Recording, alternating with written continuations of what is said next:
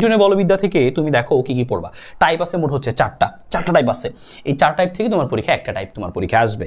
So banking তোমার আসতে পারে, তোমার টান থেকে আসতে পারে, সংঘর্ষ থেকে আসতে পারে, বা জড়তার ভ্রামক টাইপ থেকে তোমার পরীক্ষা আসতে পারে। বলা যায় এই চারটা টাইপ থেকে আসলে আসবে।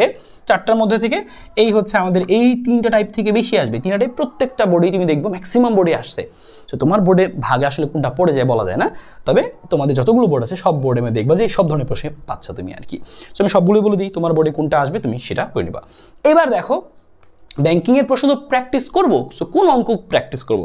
দেখো ব্যাংকিংয়ের জন্য অঙ্ক রেখেছি মাত্র তিনটা। ব্যাংকিংয়ের জাস্ট তিনটা অঙ্ক তুমি প্র্যাকটিস করবে। কোন সেই তিনটা? বরিশাল 23, চট্টগ্রাম 21 এবং হচ্ছে রাজশাহী 17। শেষ। কেন এই তিনটা কথা বললাম? কারণ এই তিনটার মধ্যে সব ধরনের টাইপ আছে। দেখো বলে দিই, নর্মালি বলছে রাস্তার ব্যাংকিং উচ্চতা কত, এইচ বের করতে বলছে উদ্দীপকের রাস্তাটি ব্যাংকিংহীন হলে, যদি ব্যাংকিং না থাকতো তখন শুধুমাত্র ঘর্ষণই তখন থাকতো। সো ওই ঘর্ষণের সাহায্য নিয়ে তাকে কি করতে হবে? রাস্তাটা বাঁক নিতে হবে, আসলে ওই মোড়ে বাঁক নিতে হবে। সো ঘর্ষণ থেকে সর্বোচ্চ কত বেগ পাওয়া যাবে সম্ভব হবে সেটা নিয়ে ম্যাথ। সো ঘর্ষণেরটা গেল।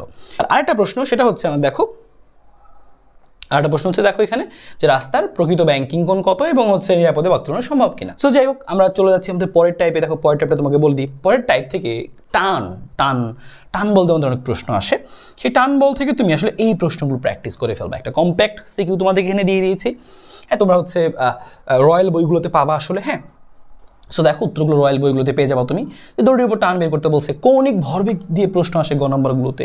জিজ্ঞেস করে একটা আমি সুতায় বেঁধে, এখান থেকে টান থেকে কি প্রশ্ন আসছে? বা একটা সুতায় বেঁধে আমি একটা বস্তু কীভাবে কী করতেছি? আনুভূমিকভাবে ঘুরাচ্ছি, তাহলে সুতার টান কত?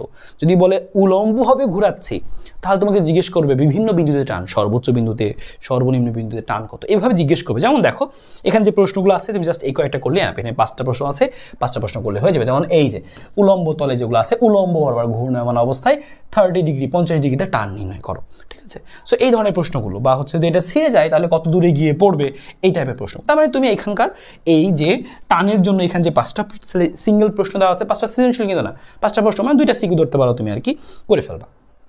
সংঘর্ষ হচ্ছে জাস্ট 9-10-এর ব্যাপারটুকুই তোমাকে একটু মনে রাখতে হবে।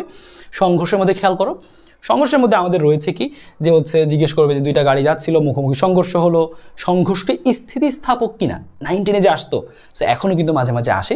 অনেক সময় কি হয়, গাড়ি দুইটা কি যে সংঘর্ষের পরে আলাদা হয়ে চলা শুরু করছে, তখন তাদের শেষ বেগ কত?